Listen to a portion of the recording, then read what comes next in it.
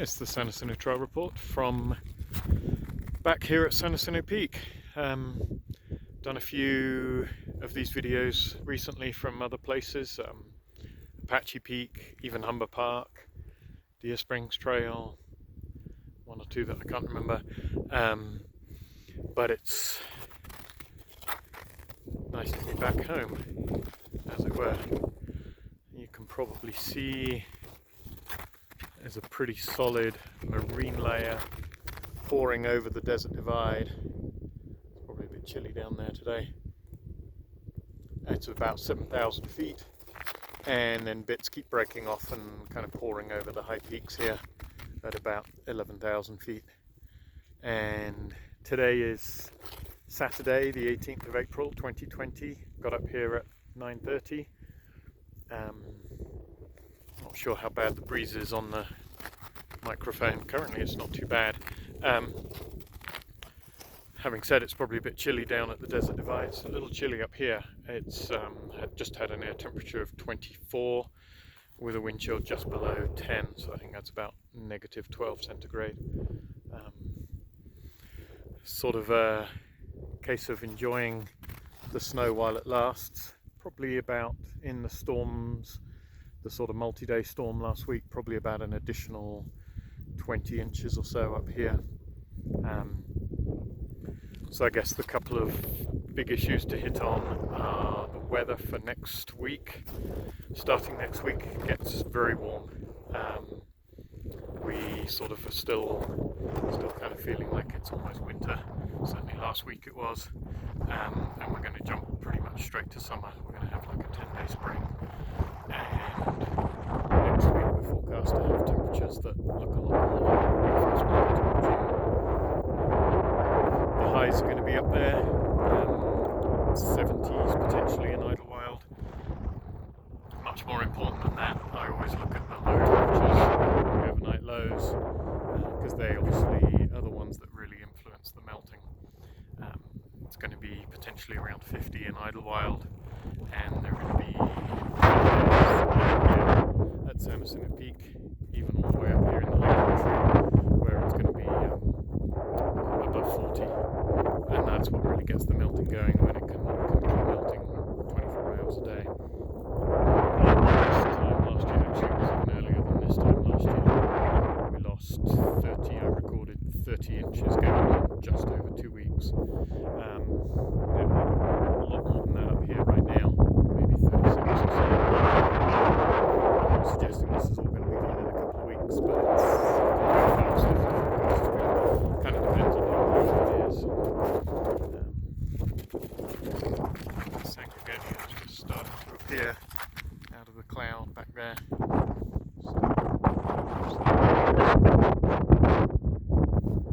At least down to about 7,000 feet.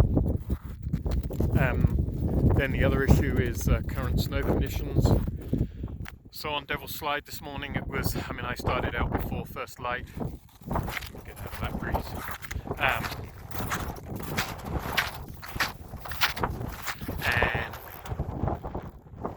it was firm, icy. There's been a bit of traffic on it, so it was fairly compacted. It wasn't too bad. And kind of stayed that way up to about 9,000 feet. But I was starting to post-hole a little bit. Despite the temperature being right around freezing, the snow had not completely solidified overnight. That's kind of what I was hoping for at that elevation. So then at 9,000 feet I put snowshoes on, and that was ideal. It's pretty solid, pretty firm. Probably could have got away with micro spikes, or you could potentially use crampons, but the problem is it's kind of 3 or 4 paces of firm and solid, and you're on top of it, and then suddenly you go in, if you're lucky, kind of ankle deep; if you're unlucky, down to your knees. So snowshoes work best. They'll be particularly useful probably on the descent from late morning onwards. Things are getting pretty soft. Even today, which is the coolest day in quite a while, it's still going to be soft in the direct sun on those sun exposed slopes. And then I carry spikes. They could well be useful on the compacted stuff once I get back down below maybe 9,000 feet, something like that. That said, there are no tracks. There were no tracks beyond Annie's Junction at 9,100. No sign anyone's been up here since I was last up here a few days back. So not entirely surprising between the snow conditions and the COVID-19 situation.